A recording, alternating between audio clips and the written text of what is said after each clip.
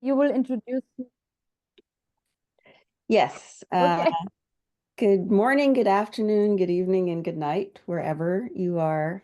Um, I am delighted to welcome Joana Tischkau to this year's conference. She's an artist, a director, and choreographer. She completed her bachelor's degree in dance and theater at the School for Performing Arts at Coventry University in the UK. And during her master's program in choreography and performance at the Institute for Applied Theater Studies in Gießen, she developed an artistic practice that interweaves and critically examines the discourses of racism, feminism, popular culture, and Black German identity beyond didactic approaches. Her works include Play Black, Being Pink Ain't Easy, Colonostics, which I absolutely love, DMSUBM, I'm not sure if I'm pronouncing that right. Carnival, Yo Bro, and Schlager Ballet have toured widely and were invited to prestigious platforms such as Tanzplattform Deutschland in Munich and Berlin, Impulse Festival NRW, Wiener Festwochen Radikal Jung Festival in Munich, and Brecht Festival in Augsburg.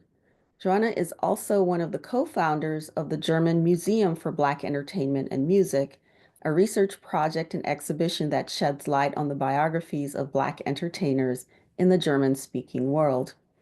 In 2021, she was awarded the Hessian Studio Grant, as well as the inaugural Ottilie Ruderstein Grant, presented by State Minister Angela Dorn and the Hessian Ministry for Science and the Arts. In 2024, she received the Tabori Prize, the highest honor in the independent performing arts scene. It is my pleasure and honor to welcome Joana to deliver the first keynote of this year's conference. Welcome, Joana. Yes, thank you very much for the invitation. Yeah, I'm also very happy to be here. I just prepared a little presentation about my work. And as far as I understand, then afterwards we talk a little bit about it, right? Yes, we talk a little bit and open it up to the audience who are eager to be in conversation with you. Yeah. Great. Okay, I already said that I have to share my screen. I'm not the best at this. I will try it again. Wait. Document again.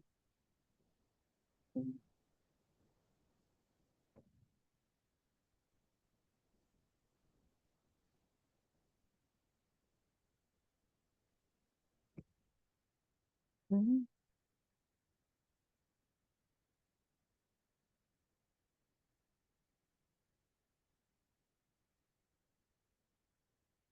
Yeah, everybody can see the screen. Just give me a, yeah. Okay, great. So yeah, as you already introduced me, I'm a theater director and choreographer, and I'm a performer, and I mostly work in the independent theater scene in Germany, which means I apply for public funding, and sometimes I also work as a theater director for state or city theaters. Um, I consider myself to be Afro-German. That means that I was born and raised in Germany. And my experience really stemmed from yeah, having the experience of growing up Black in Germany, I would say. Like you already said, I did a bachelor in dance and theater, and later I did a master degree in choreography and performance. Um, I I mainly work with like pop cultural reference, but and also the aesthetics of pop culture. So I often reference maybe costumes or images or music that a lot of people actually know and that maybe are shared um, shared memories of Afro-Germans, I would say.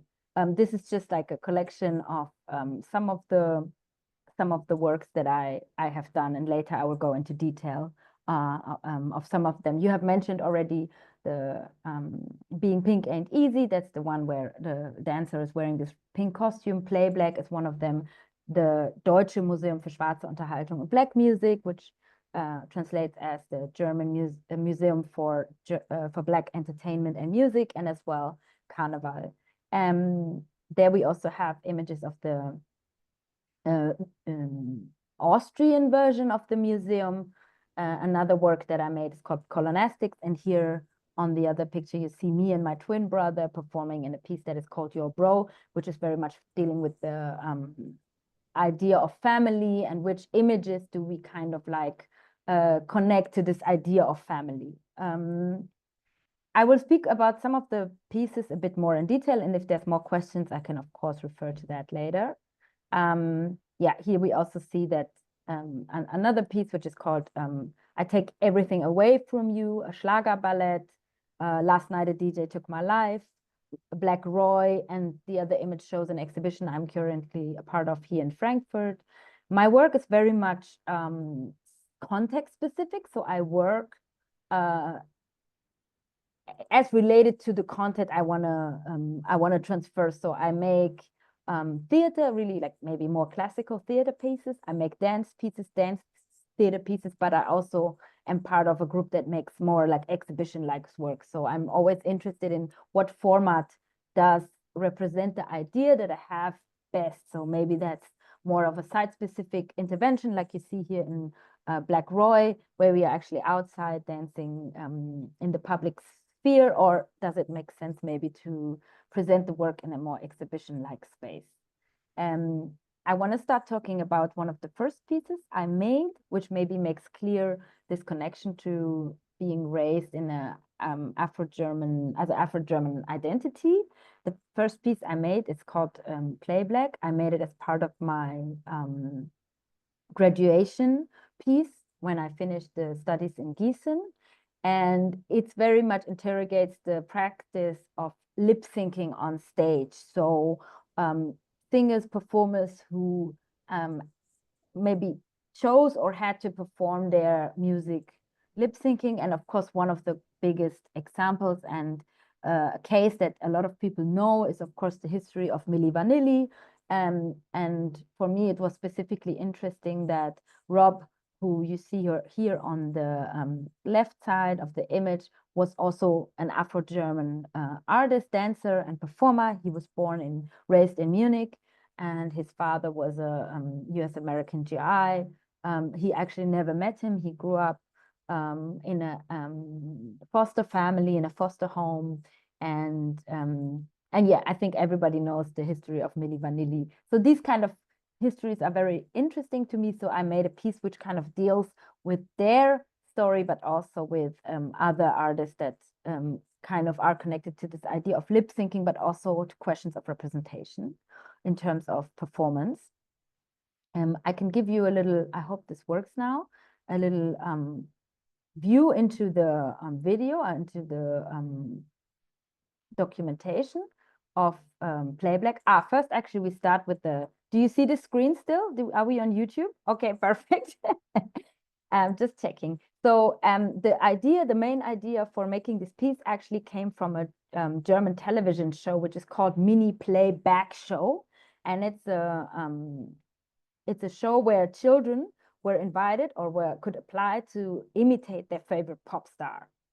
And it was very popular in the 90s. When I grew up, I wanted to be on this show so bad.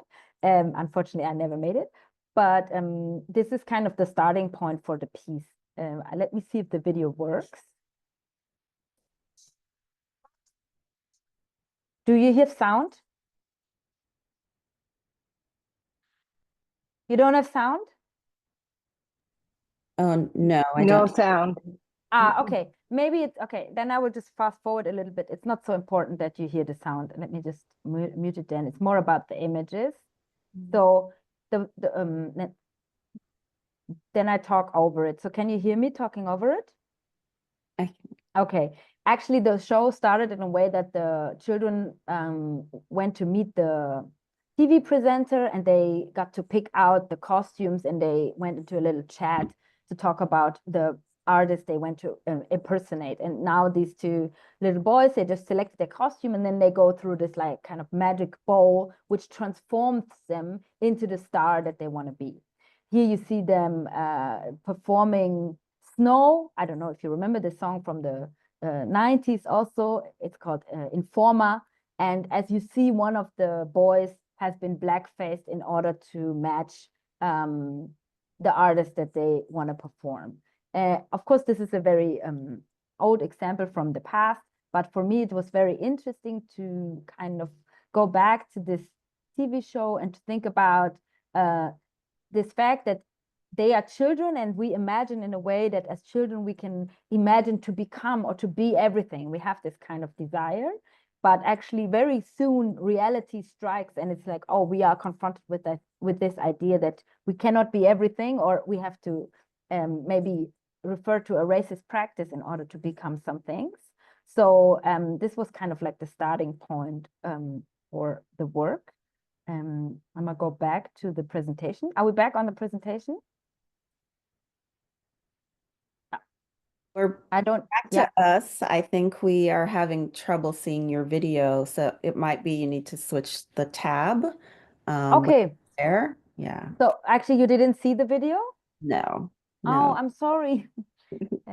Okay, then. But we had a really good descriptive of it to get image. Okay, You know, maybe maybe then we, okay, wait, then I probably have to switch to YouTube every time. That's a bit, okay. Let me see then. Then maybe because I did the description, we're not gonna go back to that one, and we're just gonna go straight into the piece that I made. I go here. So now probably you'd see the Vimeo, right? No. No? Oh, okay. Oh, Now? the audience is seeing it. Ah, okay. Oh, or are they? I'm not really sure. Maybe some people are writing, right? I see it. Yes. Okay. So the video is visible. Okay, the video is visible. Okay, but sound, we realize it's not possible, right? I don't know why. I think if you take the file out and then put it back in, you can choose if, to allow video and audio. So you probably have to unshare and then reshare. And when you're sharing, select audio and video. Okay. Let me try, because now that's what I did, no? Just give me a sign if you can. No sound. Nope. Okay. Unfortunately, change it. Okay, I guess we have to. Yeah, I'm gonna just do it without the sound. Then it's not so important. I mean, I would suggest that if people want to specifically are interested in works, I can send links to them, or I can send it to you. And or you can put the links in the chat if you want, and then people can have them later. Yeah, I can do that. It's just, yeah, I will do this afterwards. Yeah. Okay. I'm just gonna keep the video playing while I'm talking. So basically, the piece that I made, it's also a lip syncing piece, which means that the whole work is being lip synced, and throughout the hour or 1.5 hours of the show, we are impersonating a lot of different characters. This piece very much like was an answer or reaction to debates also that were happening in the German theater scene about, of course, the practice of blackfacing, because until like the I would say like 2020, 2019, or maybe even today, but people in German theaters were still using that practice of blackface in order to portray Black characters. And often the argument to do so was the fact that they apparently couldn't find any Black actors to play those roles. And from my perspective, of course, I'm also a performer myself. And for me, this is, of course, a ridiculous excuse. So I was very much interested to play with this idea and to be really bold and to say, actually, I can play whatever I want. And it doesn't matter what race the character is we're playing. So in this piece, me and the two other performers, one of them is a white person, the other one is also an Afro-German performer. We play all different characters. So you see me here as maybe like a kind of abstract version of a TV presenter. And later I switch into the role of, let me jump to it, of Michael Jackson. So you see that in a moment here. I'm also impersonating David Letterman, that was in the scene before. Later, I'm playing Mariah Carey, and the other performer is performing Whitney Houston.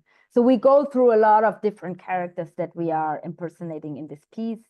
And it really asks question about representation, race, and also, of course, this practice of lip syncing, what I said earlier in regards to Milli Vanilli, and also Boney M, which is a group that was also produced by Frank Farian, and is a white German producer. So yes, this was one example. Now I have to go back to the PowerPoint. Always this one. See the PowerPoint? Just give me a little thumbs up. PowerPoint is back on? Yeah, okay, super. So yeah, I also selected out some images, so it really becomes clear that there are different characters that we are impersonating. And we try to be very specific, or to be quite honest to trying to really impersonate that character. But of course, it's theater, and very soon without the piece, you see that it's always a fine line between like an honest impersonation and maybe a parody. And that's also something that I'm very interested in. Where is the border between parody and maybe like a more of a homage or an honest representation of something? And of course, this we can link to maybe like ideas of how Blackness often, especially in European context, is being performed, that actually we see a lot of performers or people in the mainstream media who are stereotypes or very like stereotypical characters, or who have to fulfill very much stereotypical roles. So I think this is also linked to this idea in a way. Yeah, you again see here like the original pinned against the character that we have created. And as I said before, there's always this level of like kind of parody or notching it up a bit. So it also becomes a little bit funny. Yeah, here you see us, for example, in the costumes that we created for Boney M, which was also interesting for me because in a way it's like the German national colors that they are wearing, which of course was not intended, but as my work also deals very much with this idea about German identity. What does it mean to be an Afro-German? How can we relate to like markers or signs of nationality or nation state and race? I'm very much interested to undermine these kind of questions with choice of costumes or choice of character. Another piece that I made is called Being Pink Ain't Easy, and this one very much brings the focus onto questions of whiteness. Again, how it's debated very much in a European or German context. I'm going to try to jump to the trailer so you can get a little bit of a moving visual representation of the work. I have to change this again.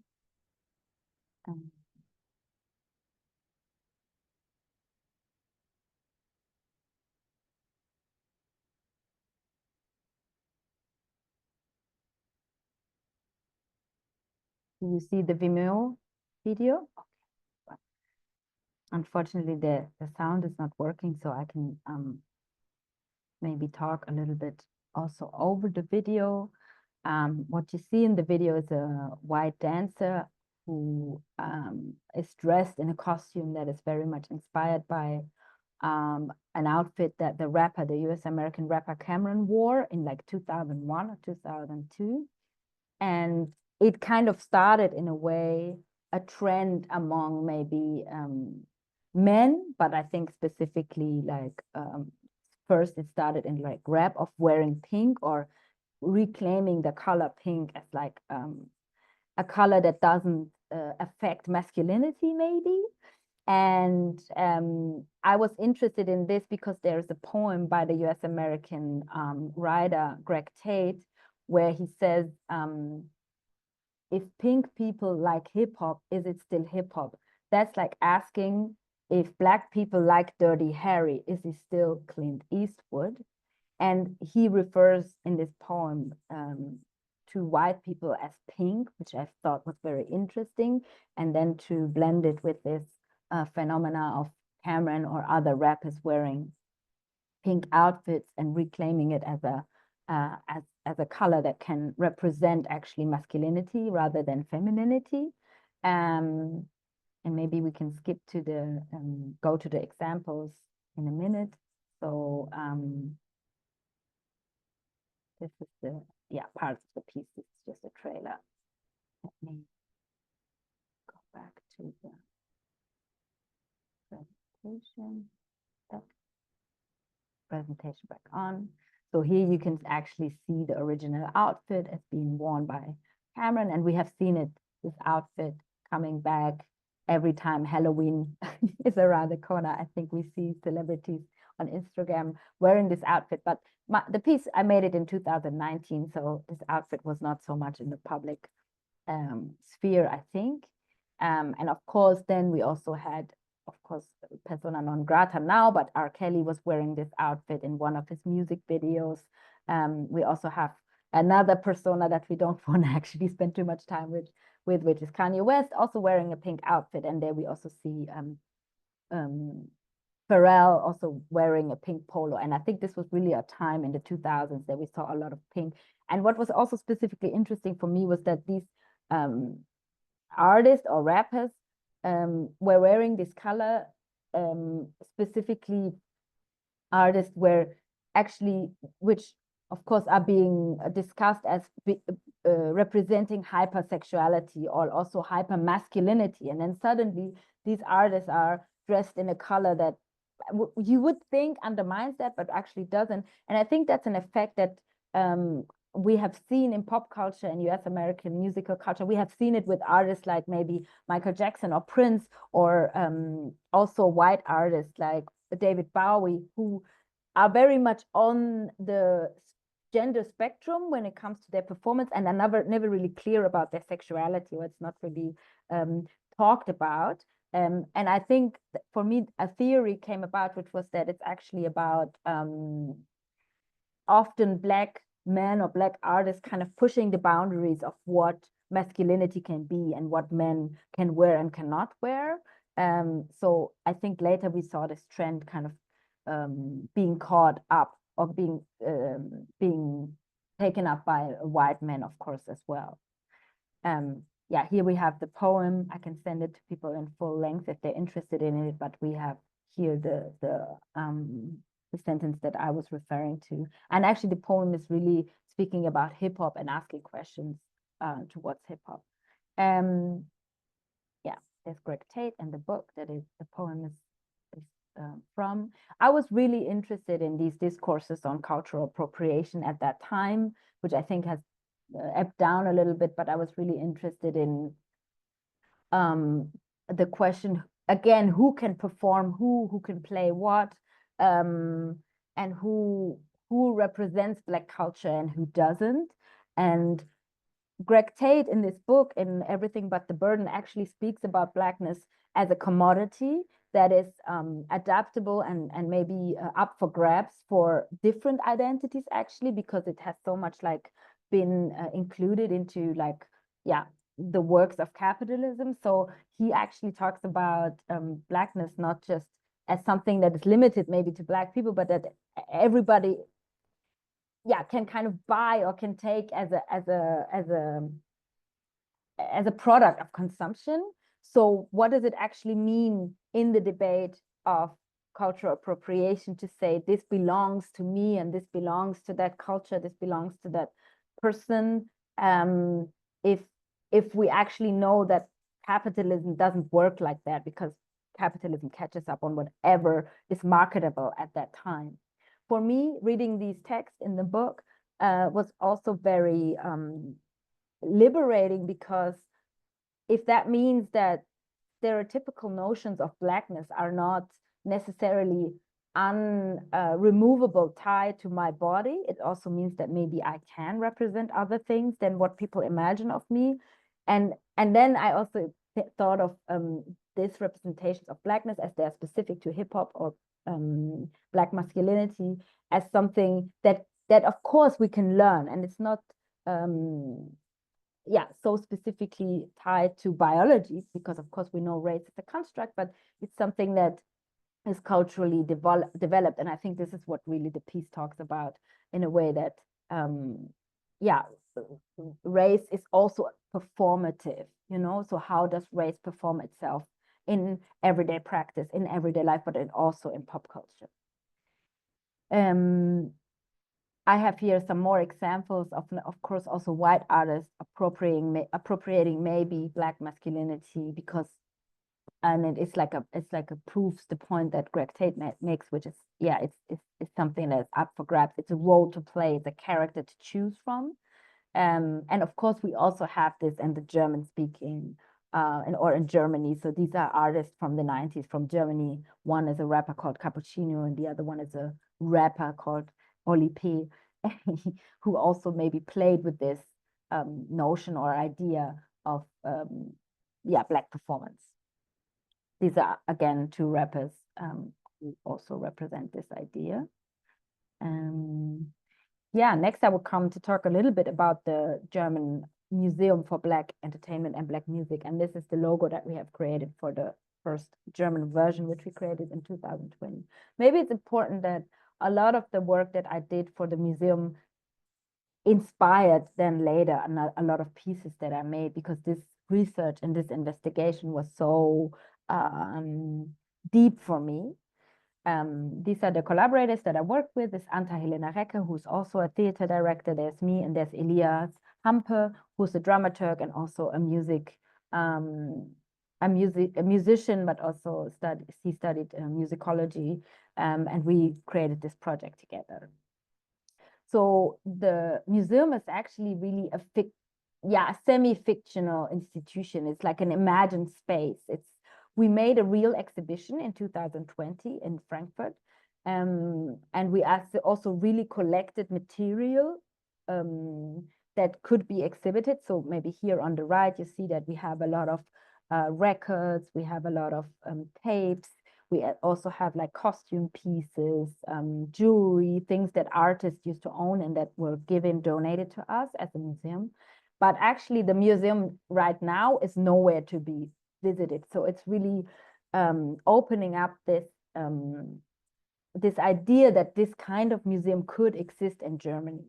And we were very much inspired and influenced by, here you see another few shots of the exhibition, but we were very much inspired and influenced by, I go back to this image, by, for example, the Museum for African American History in Detroit, because me and Anta, we took a research residency to Detroit, and we went to see, this was in 2017, and we went to see this museum, but we also, of course, went to visit the Motown Museum, which is also in Detroit. So, and these kind of spaces were very interesting to us, because of course the museums work very differently in the US than to Germany. In Germany, they are always mostly state-funded institutions. They get government money, and they have a certain agenda. But we realized that a museum like the Motown Museum in Detroit is not a state-funded institution. It's a private organization, a private company,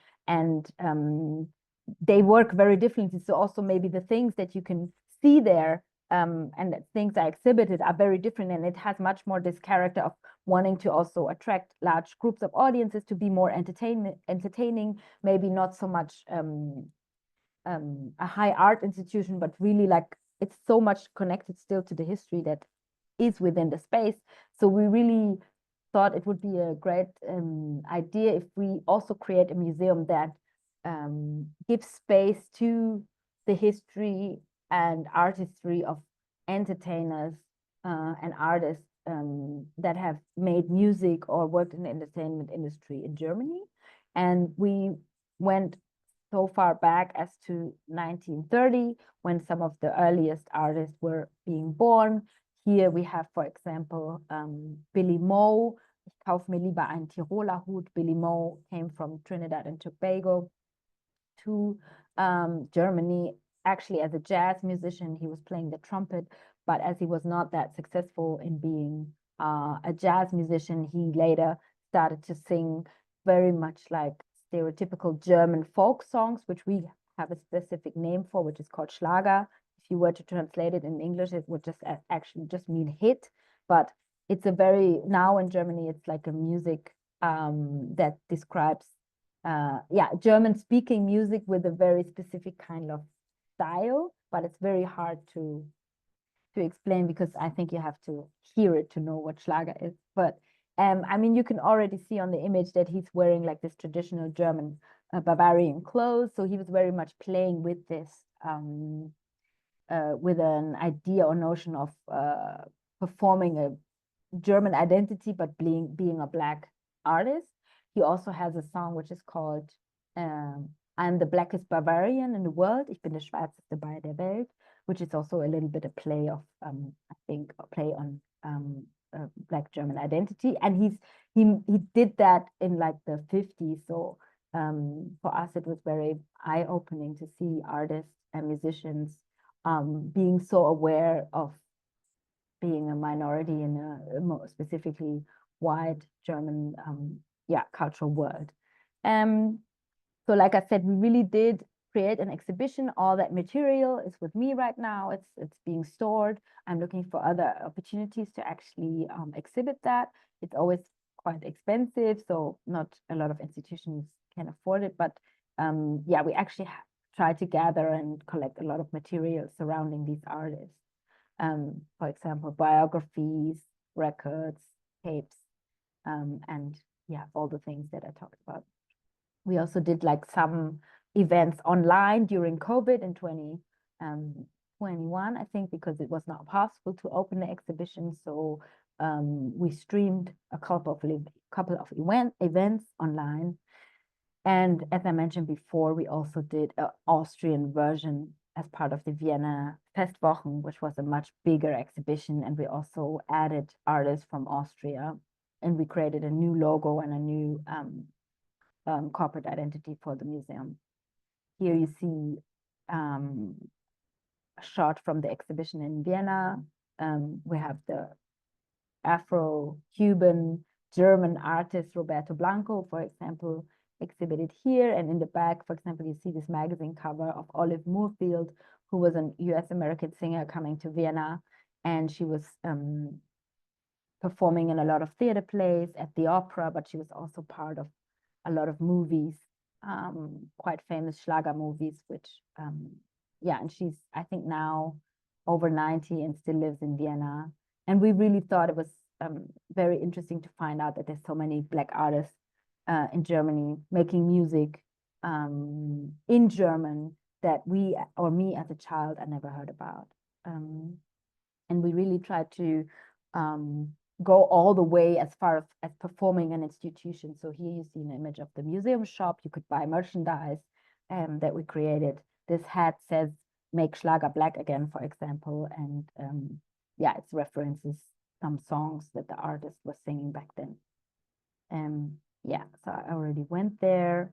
This is all more images of research that we did in Detroit. Very interesting also to visit the Heidelberg Street. Of course, it's also another form of like an alternative exhibition space of kind of this self-made exhibition space, which was very inspiring to us.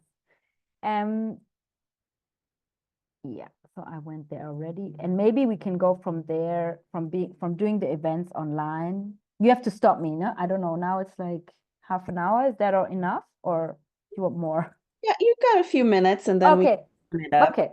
Yeah, I'm gonna finish it up with maybe just one more piece that I made. because through the work of the museum, I met, of course, we also tried to make contact with some of the artists that we found through this research. And one of the artists that we found was a musician and singer, and her name is Lori Glory. She actually started singing. Oh, she started singing with Bill Summers and Summers Heat. Maybe some of you may know this band. And she later made her way to Germany to perform in different shows. And she became very, very famous as a Eurodance artist. So this was in the 90s. She stayed in Germany. She made a career singing. And I'm going to go back to one of the videos. Again, I think there's no sound, but we can just see her for a moment. This was her in the 90s performing one of her own songs. What happened later was that she met with a Swiss artist and music producer called DJ Bobo, who's like famous in mostly Europe, but also Latin America, not so much in the US. And she recorded a couple of songs with him, and which became very, very successful. But actually what happened was that she recorded those songs and signed a contract which sold all of her rights away to this artist. So what happened that she got paid a very little sum of money and never actually received any royalties after that. And DJ Bobo, the artist that she recorded these songs for, became very, very famous and became like basically a millionaire with her voice. And I found this story through the research of the German Museum, and it then inspired me to make a theater piece about her life, about her story, which became the piece Last Night a DJ Took My Life, which you can see some imagery here. I actually asked her to be the main character of the show. So she kind of came back to the stage, even though she's now like 65. She performed herself, and with the ensemble of the theater in Zurich, we kind of told her life story. So yeah, that's kind of like, that's kind of like a part of my work. I could go on for hours because of course it's my work and I'm excited about it.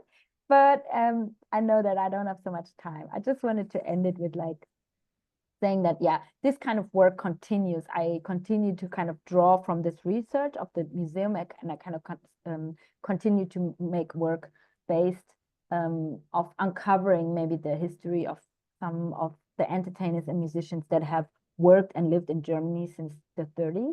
I'm currently touring a piece which is called Ich nehm dir alles weg, ein Schlagerballett, which is again very busy with the Schlager music, or the music that some of these artists that we uncovered in the museum make. And it's also a reference to Pina Bausch and her work. So yeah, I continued. This is really, it's like a resource for me that I have created. And in the future, I hope that I can actually make this resource accessible to more people. So I really imagine that one day this museum becomes reality, and it's just not just an artistic project, but it's really something that continues. Yeah, I hope it makes sense. Absolutely makes sense. Okay. Thank you so much for that. I mean, this is such a rich presentation already. I'm gonna ask just a couple of questions, but I'd also invite the attendees to place their questions in the Q&A. I want to start with one question for you, and I really appreciate the richness of the work and the way that you are attentive to a kind of project of recuperation, and the ways that you go back into these archives of Blackness, right, to pull out that history.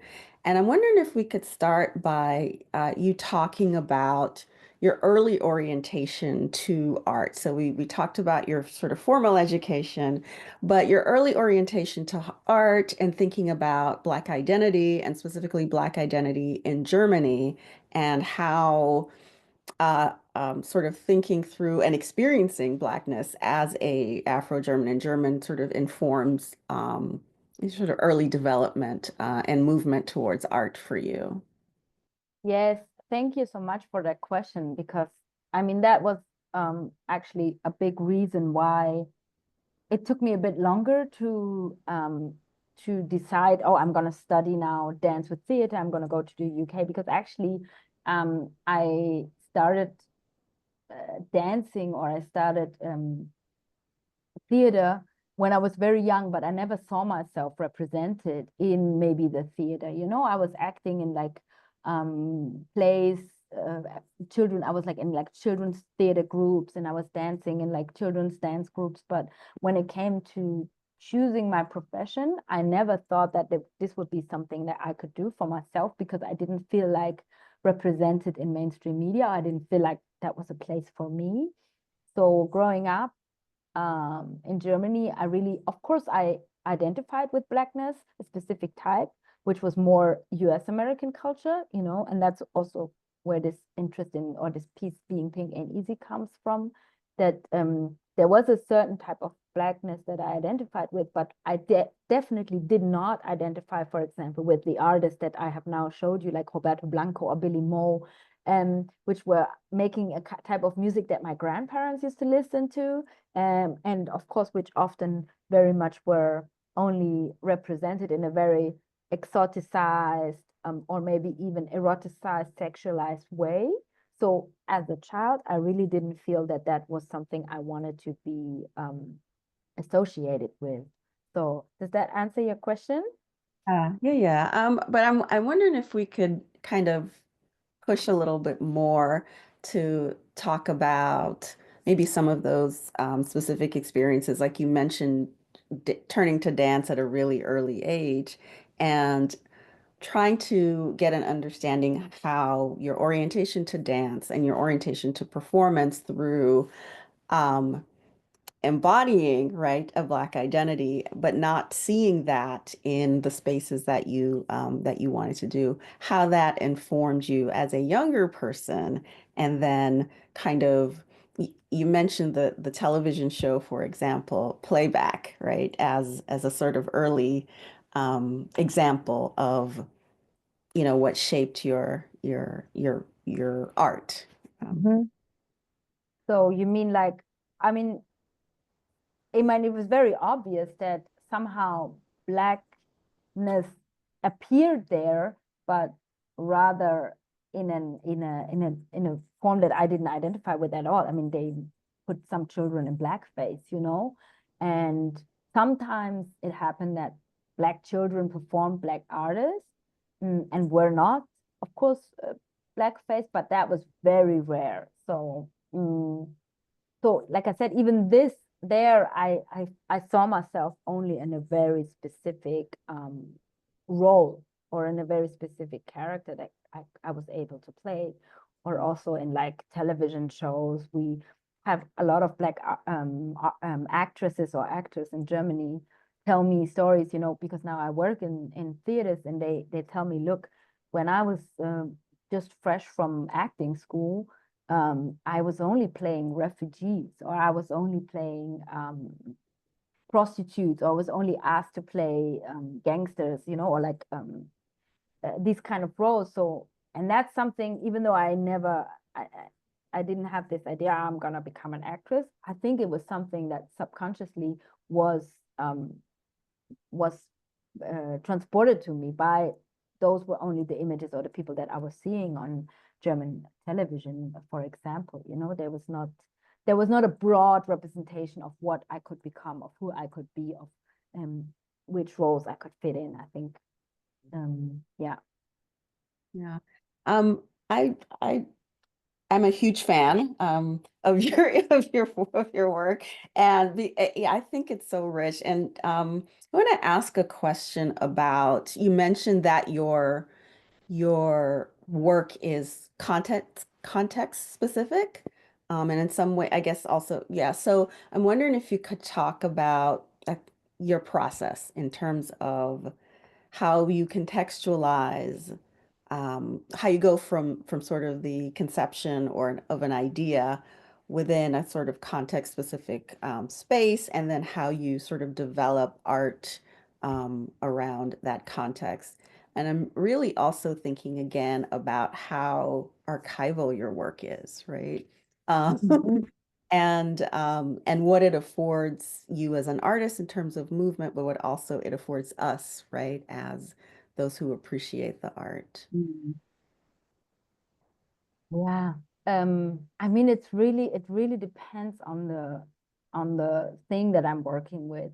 For example, with Lori Glory, the story I mentioned at the end, I had already her story had been with me for a long time, you know, and then suddenly this theater in Zurich in Switzerland comes up to me and asks me, hey, can you imagine making a piece here? And because her story is connected to an artist, to a Swiss artist who was famous in the whole of Europe, but he is born in Switzerland. He's very much celebrated as one of Switzerland's big pop cultural exports. You know, he's like the Swiss star that people in the world know.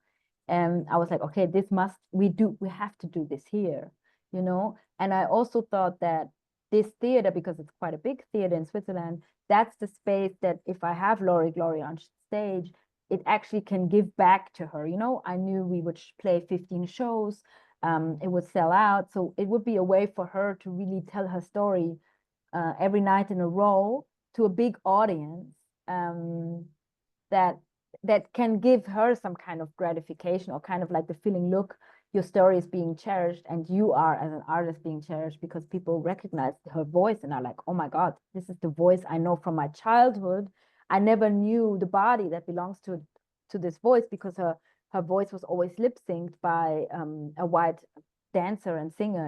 And so this is kind of maybe also a way that then an idea or the reality comes back into what I did before. You know what I mean? Like, it's like, of course I could have told her story with an actor playing her role, but that would not have been the same, because it was exactly about her being in front of a big audience, having giving the applause, you know, giving this energy that you actually have from performing in front of 250 people, that she needed to experience this because she has always been in the background. Yeah, this is one example I can give, but it's also, of course, I work mainly in theater, but for example, now that you also mentioned this word archival, currently I had to create an exhibition for a space here in Frankfurt, and because my work is often so much related to music, I decided to do like dub plates, so to create records, like vinyl records of all of the soundtracks that are belong to my pieces. And I put them next to one of the images in the presentation. I put them next to the music that they are actually referring to. So I'm really actively trying to kind of like also create this archive, or to think about how we can interject into maybe the way that we think things should be ordered, or the history, I don't know how to say it, but to really have these references speak to each other, you know, and then therefore I think show the complexity of what it means to yeah, to negotiate maybe a kind of European blackness or whatever, you know, because there's of course many different images that we grow up with. That's really interesting, because I think what I'm also hearing is that, and I especially love the work you did with Lori Glory, right? Because having her there, right, as present, and while also giving us this history, kind of forces a reckoning, right, as well. And so, and it seems that kind of reckoning is also really sort of important to the work that you do. I'm thinking about sort of the lip syncing, for example, and the ideas around performances of Blackness, right? Really sort of critique notions of the fixedness of Blackness. And I'm wondering if you could talk about that as well, in terms of how you see your work as forcing a kind of reckoning, or as kind of a demand for something.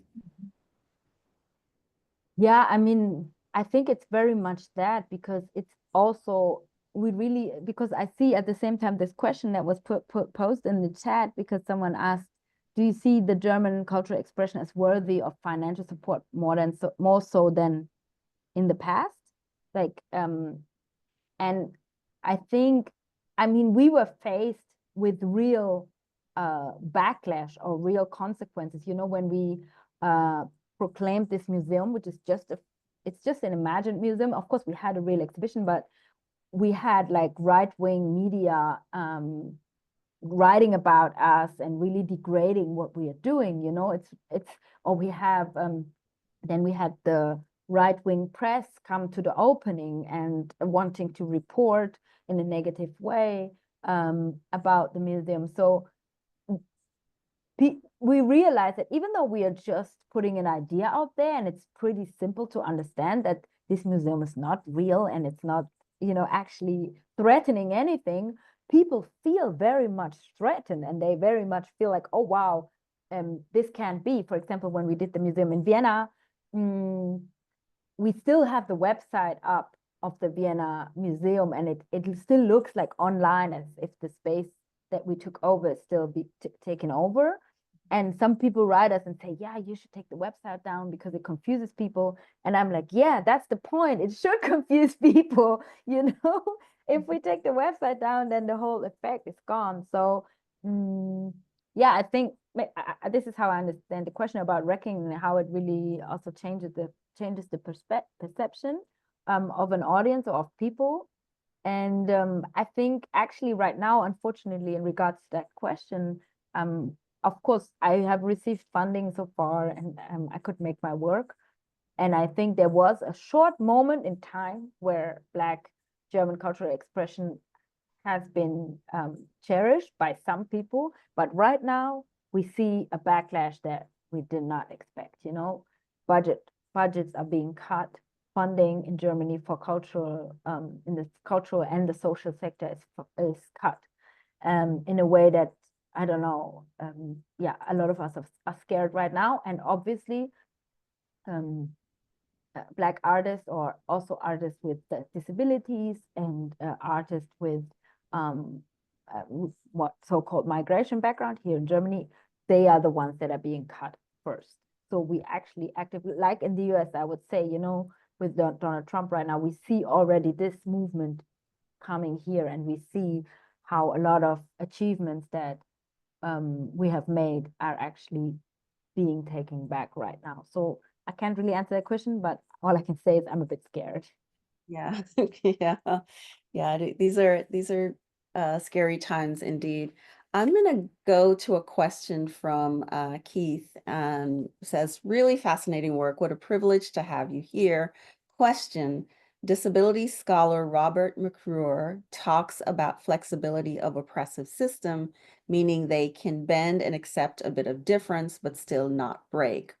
When I see all the person non grata wearing pink, it makes me think that pink might bend toxic masculinity, but it's not breaking it. For example, when certain people use pink, is it like pink face?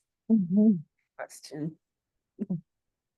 I mean, and I think it's not one that I can answer, but it's really more about, it's exactly about that, you know, like asking those questions. And again, a lot of my work is also because, of course, I was confronted, of course, with a bit of criticism, and people at the beginning were like, oh my God, is she really doing this work?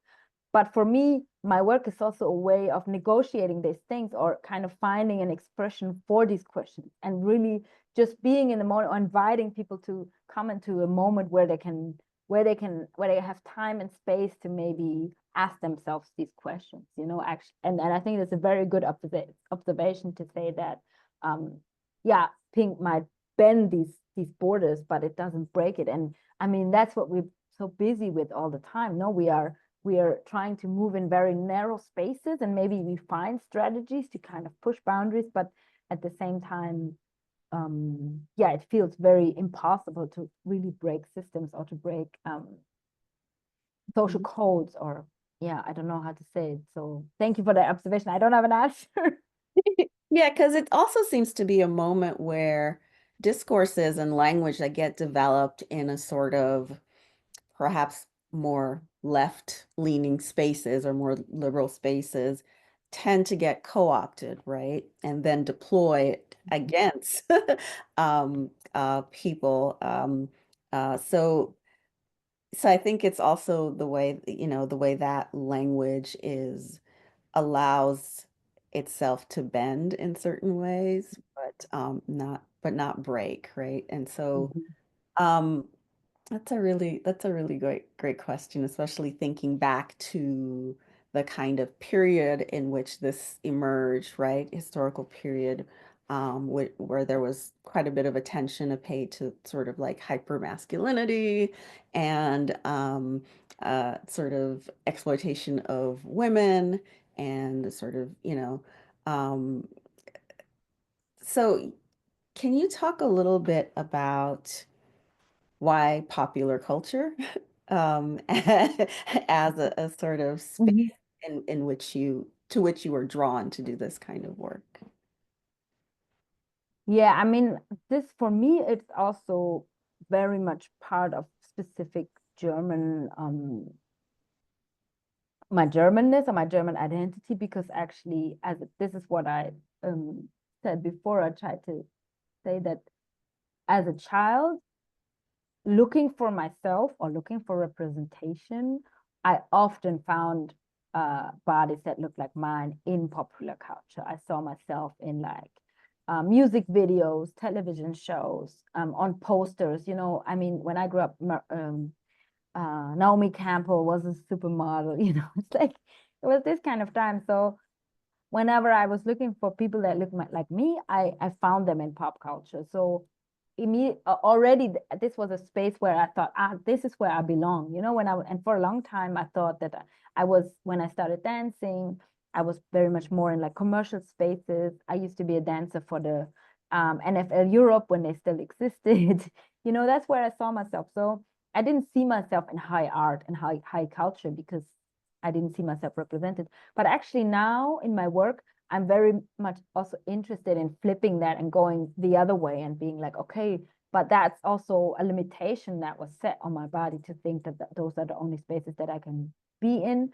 So that's maybe where also then this idea of the museum comes in, to create an institution, a high art institution that pretends to be an institution of high art, but I'm actually displaying something that we do not consider to be high art. And I mean, this was maybe how I brought these things together to say, how can I move in very different spaces with the knowledge that my pop cultural references, and with this, bringing this with me because this is what I grew up with or what I identified myself with. Yeah, thank you. Thank you for that. I sort of have a question in my head, which is about lip syncing, Black identity and performance. And it seems, again, your work is deeply invested in sort of embodiment, but also thinking about the body as not a fixed site that conveys a singular racial, Mhm. right, or racialized identity. And so there's a kind of fluidity, right, to Blackness, and as you're talking, as your work is sort of demonstrating. And I'm really curious then about the way that you work with influences that are drawn from African American sort of cultural production and that relationship to sort of the forming of a Black German identity and then discourses around Blackness and race in Germany. Um, if that question makes any sense. It's about this idea that US American Blackness is often understood as a kind of hegemonic Yeah, Blackness. yeah, for sure. So how do you sort of work within that discourse or to perform or create something that is in conversation with or in tension with Yeah, these Blackness? yeah, that's a really good question because what I'm actually, I mean, this was also very much a starting point to figuring out or realizing, oh my God, this cultural influence is so hegemonic, it's so overpowering, and at the same time, it's inspiring, and at the same time, I always have to take a step back and be like, okay, wow, but actually, what does it have to do with me? In what way do I relate to it? And I mean, maybe again, being pink and easy is a good example because someone criticized once when sawing the piece, was like, yeah, but you know, this is so much about US American culture, and what does it have to do with you? I mean, where do you find yourself in that? And I'm like, actually, it's a lot. This piece is a lot about me because it's in a way, growing up as a Black mixed race woman in Germany, a lot of these things were being portrayed or like projected onto me. I think growing up, going in the club back in the day, like white men would of course be attracted to me because they imagined me as maybe as a video vixen or like a African American singer that they identify me as, which wasn't me, but of course that's who they saw me as. So actually, this kind of white masculinity that the piece deals with, it's very much like on so many levels, like a projection onto a projection onto a project, you know, an imagination of an imagination of an imagination. It's like a white German character that also is so much tangled up in this kind of ways, in that he imagines a Blackness that he has only consumed through media. It has nothing to do with real authentic Blackness, Black US Americanness that I would experience if I even not just as a tourist traveling there, but you know, it has nothing to do with real Black American life, I would say. So all of that which I consumed has always been like mediated and been made produced for me as to consume in that sense. And that was a big realization for me.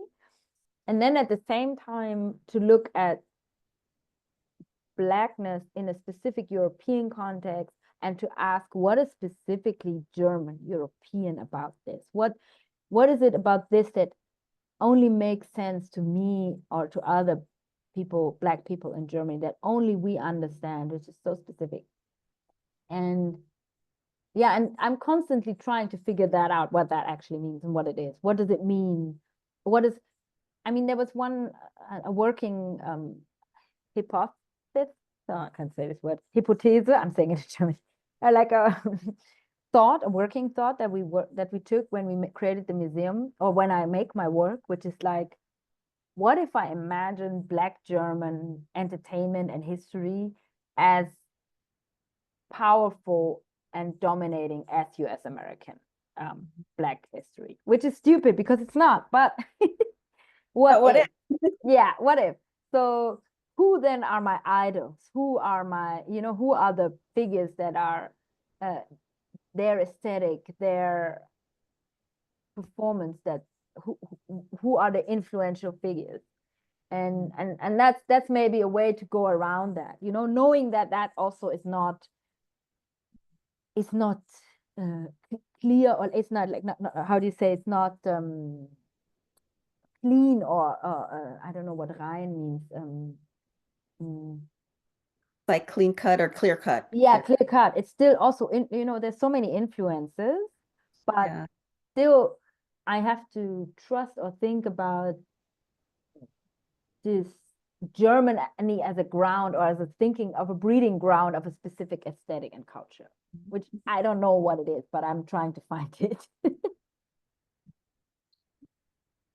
Yeah, you've given us a lot to think about with that. And because I really wanted to think through this notion of, you know, Black African American, a sort of cultural, you know, that is now part of a global American culture, right?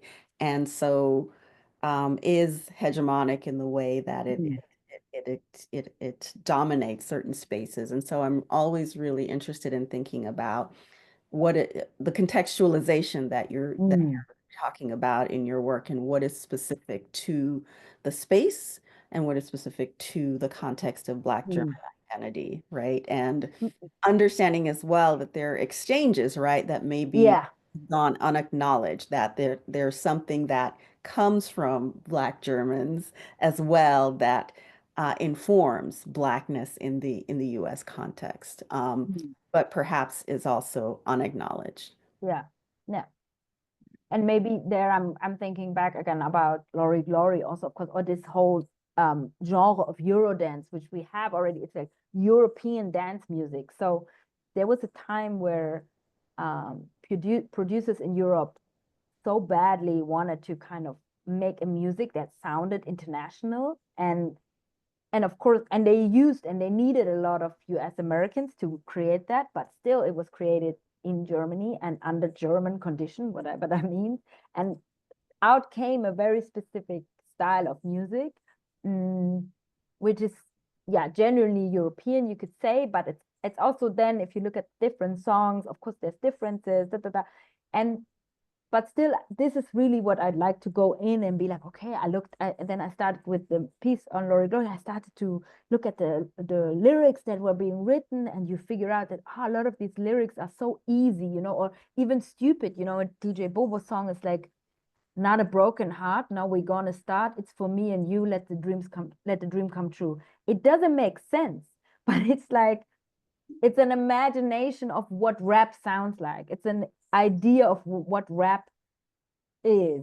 And then it's like using a very basic English, which someone learned in school and never went further, to write a song. And that's something very specific, which I can then, yeah, play with. And yeah, and it's not totally German, but also it's not really American. It's really within the space of imagination and fantasy. Right. So we'll take a question from Kavina, and I'd want to remind everyone, please post your questions in the Q&A section. So Kavina says, thank you for sharing your wonderful work with us. Is your art also visible somewhere to watch? And were performances recorded? I'll let you answer that, but I know that there's some videos on YouTube. And yeah. Yeah. Of course, there's a lot of stuff. I have everything recorded, but it's not public. It's in a way, I can share it with people if they're interested. I will send you the links and the passwords. My website is online, but you won't find it if you Google me, because we haven't finished the English translations of all the text. So we're currently working. I hope that latest of March, the website will be up and running with also German and English translation. So I'm sending the link to the website here. You can have a look at it.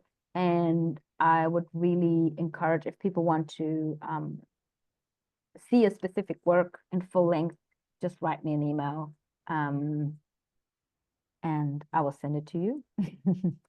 Is that okay? Yes. Yeah.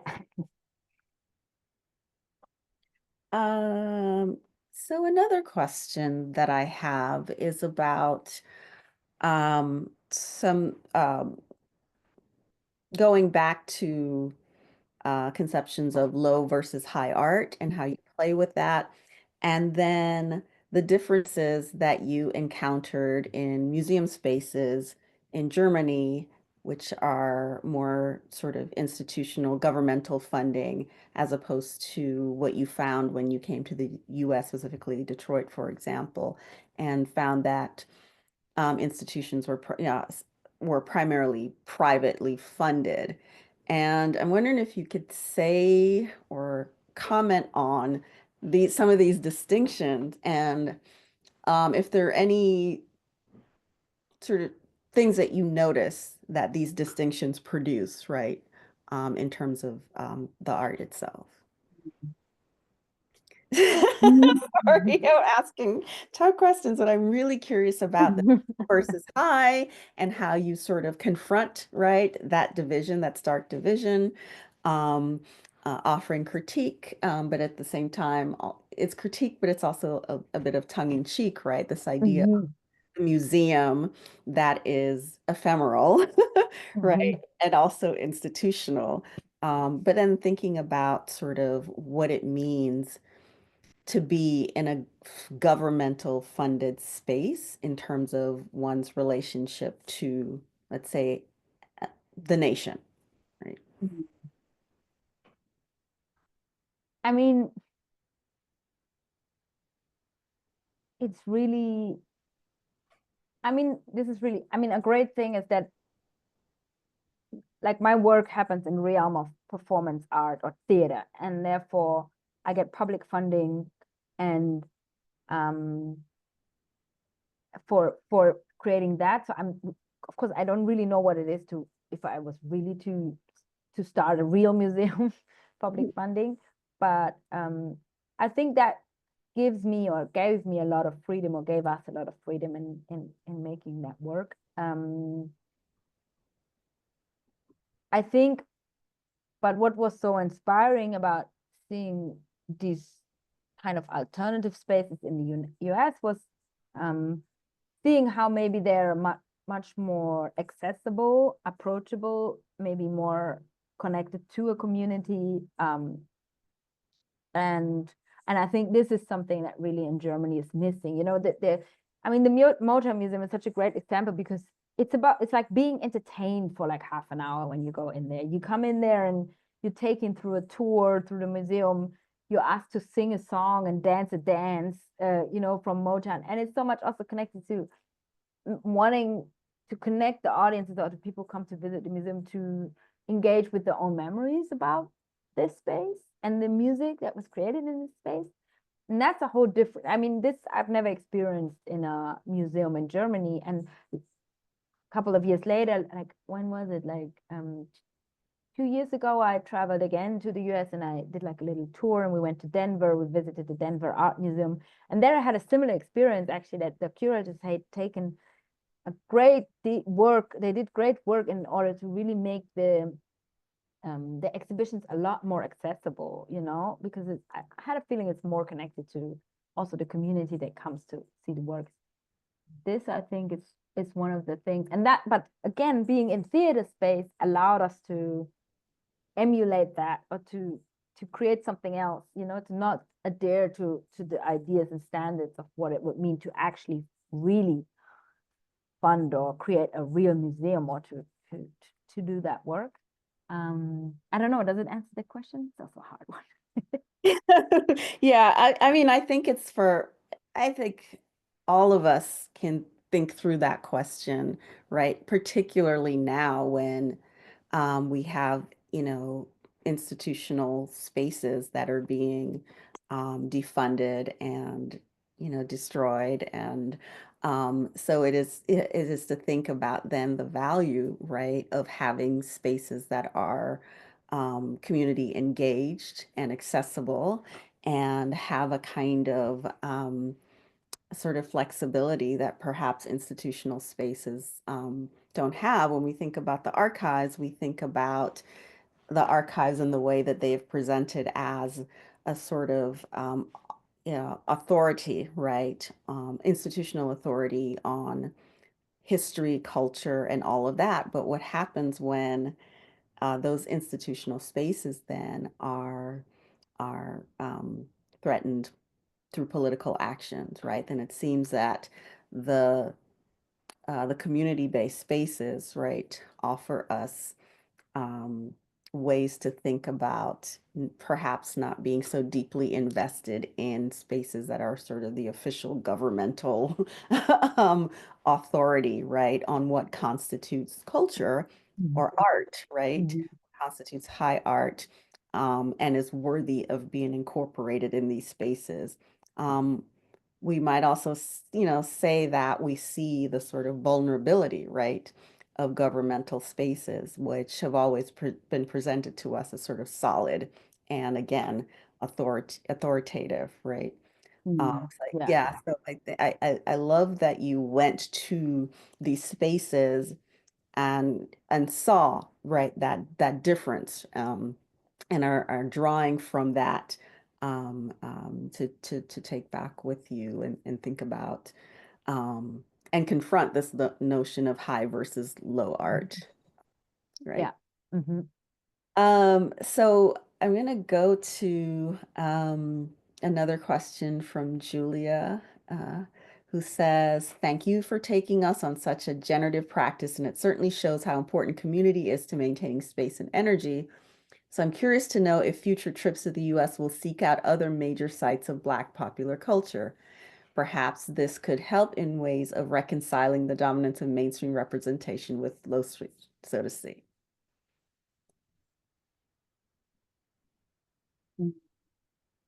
I mean, The so other side, far, yeah. right now, I don't plan anything. Like I said, mm, I've been to the US more recently. I think it was 23 for a longer period of time. But yeah, I mean, I would love to. I also love this opportunity to be able to speak to you and to get more people to know about this project that we started because yeah, I would love to. I mean, I'm really passionate about thinking about these connections and figuring that out. Yeah, but my next project is probably very likely to be a collaboration with a Cuban dance company. And I'm gonna travel to Cuba in March and then hopefully next year again. But of course, there we can also, I mean, the yeah, the histories are also very much intertwined and connected. No, it's like Yeah, the yeah, direct connections, yeah, are very, yeah. very strong. So I think Mel has a question. How do you think your life would have been different had you grown up as a Black German in America? That's it's a moment for critical fabulation, maybe. Yeah, I don't know. Oh, that's hard to imagine. I mean, it's really interesting because I do think of myself as very much German, you know, and it depending on in which age I would have come there, I would have had a hard time. I think I don't know. I really don't know. I mean, maybe actually for me, maybe biographically, what makes me also maybe uh, or it's like special is that I have no relationship with my father who was actually from Ghana, but I never met him. I have no relationship. So all I know is in a way being German and growing up with my white mother, but my black twin brother, you know, being very close to him. So I think that's a very specific experience, which um yeah, for me, that's also part of my work was then always like, for me, having this experience that I felt so German and I didn't have a connection to any other nation or country, that when my identity was being questioned, that was really like, but how? I mean, you know, I don't know anything else. What am I supposed to refer to? Where am I supposed to go back to? So I really, and then again, what you talked about US American culture as being so dominant and influencing my teenage years so much, and also my brothers, you know. It's I realized that then later point, like that identity is something that you can also make up and you can fictionalize. And for me, that was like again, it was like opening up so much to be like, okay, I can be whatever I want. You know, what is that like as an artistic strategy? Where can that take me? Yeah, so this is a question I really can't answer what it would have been like. I don't know. Yeah, it's a really interesting thing because I think when you look at your work, there's always this kind of duality and doubling. And even thinking about lip syncing itself, right? As like the thing and the simulation of the Yeah, thing at the same time. Um, and I'm wondering, you talk about identity being, created, right? That very fluid and you can create that. And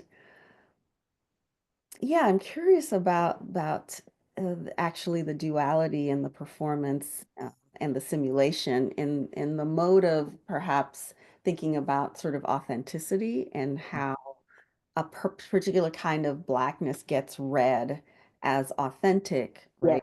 And other forms of blackness are seen as sort of copies or yeah, imitations or yeah, echoes of yeah. that specific kind of blackness.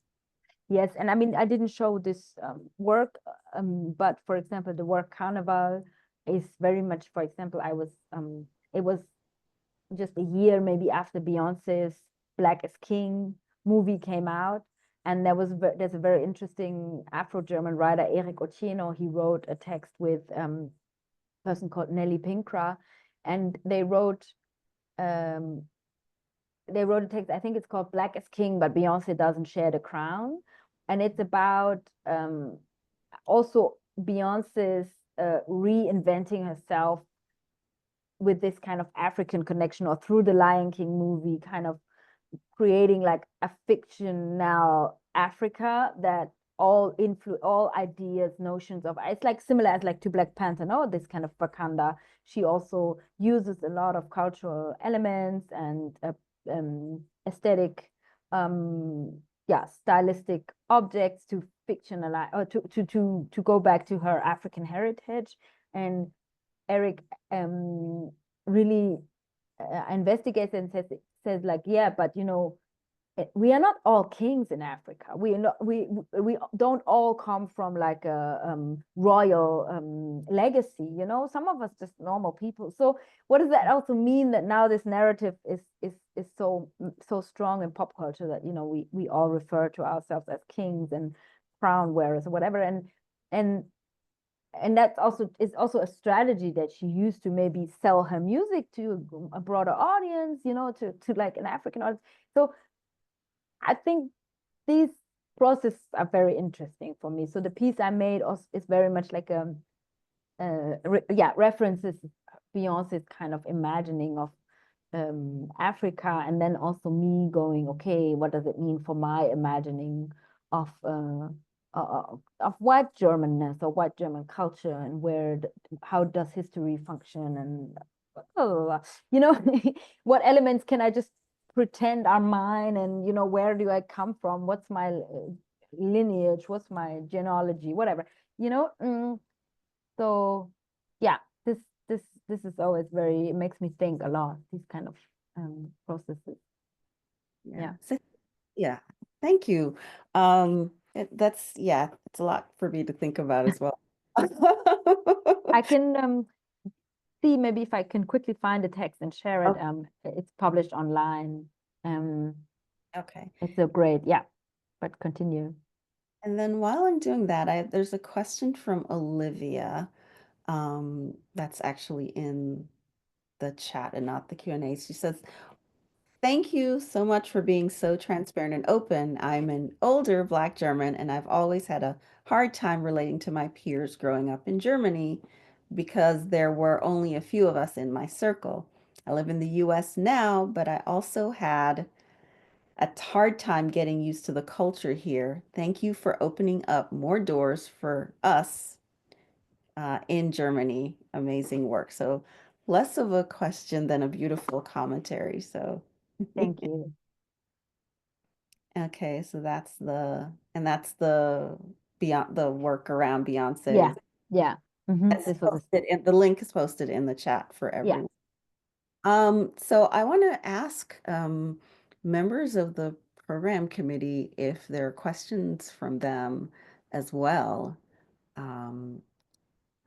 Because I think we've had a wonderful and full conversation around your work. As I mentioned before, I really love and appreciate the work that you're doing, the way that it's so multifaceted in terms of going into Black archives, as well as creating archives, right, for us to then contend with our realities, and in particular the political, cultural, and social realities of the moment, validating Black art and Black culture and Black people, right? And not in the context of a kind of proof, but a kind of assertion of in and of itself, right? So I really appreciate the work that you do. If there are no other questions, I have a question. I was typing. all right, you're typing. Hi, Joanna. This is Rosemary. Thank you so much for your talk. I can't wait to actually replay the video again.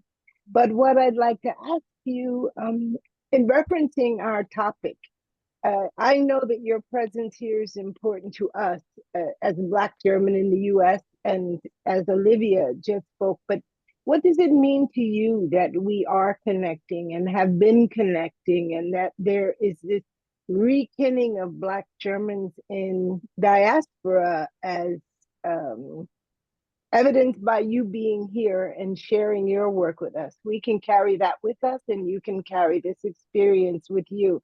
How important do you think that is, not only to you, but perhaps to your generation, that think we it's, remain yeah, connected? yeah, I think it's super important because I think it's the only way that we can, like what I said before, that a lot of the images I grew up with were actually mediatized images. They were like created for a specific reason, to tell a specific narrative. And I think this connection makes it actually possible to check whether that which we think is real, and speaking about authenticity, is actually real, to have a real check up on each other, how our experiences are similar, but also maybe to figure out when they are very different, and I think that's not a negative thing. I think that's really a very, very positive thing, to figure out, those are the differences. And it doesn't mean that, it only means that, like someone said it also, that racism takes different shapes or forms, and it changes throughout history and time, and that we can exchange about how we feel that this changes and how it affects us in our lives, and that we maybe find a way to bring together our strategies, or to strategize differently, when maybe fighting against it, or finding strategies to survive. I mean, that's my feeling. I don't know. Yes. And I think you were referring to music, but also in the storytelling. Then Yeah. I think I hear you saying that it's important that we tell our own stories and speak to each other, rather than just consume writings, videos, audios that other people perhaps produce for our consumption, that tell us who we are. Yes. It's more important. And that I am really grateful to you for saying, and for hearing from you, because that is why we're here, so that we can all share our stories live to each other. Yes. So thank you again for your wonderful talk. Thank you. All right, we're going to take one last question from Keith, who says, I didn't realize you had a Ghana connection. I've had the privilege of visiting a few times, and I'm struck by the emphasis there on homecoming and return. Does Ghana figure in your work, or would you want to play with that in some way? Yeah, that's a good question. Actually, I know I need to go. So far it doesn't really play such a big role, but I think I know I need to go. Yeah. All right. Well, if there are no other questions, please join me in thanking Joana for a wonderful opening keynote to this conference. You've given us so much to think about and to take over the next few days with us. I really appreciate you being here, and thank you so much. So would you have a final word, Joana? No, thank you. I mean, it was really amazing to be able to speak here. And again, I really mean it when I say, if people want to connect to me in person, or want to see works, I'm very happy to answer your questions and to send you video links. So thank you so much for having me. And you're on Instagram, right? I'm on Instagram. Yeah, you can just find me by my name. And like I said, my website is currently, it's online, but only in German, and will be translated and online in German, in English too. Yes. Great. Thank you so much. Thank you. Thanks, everyone. Bye-bye.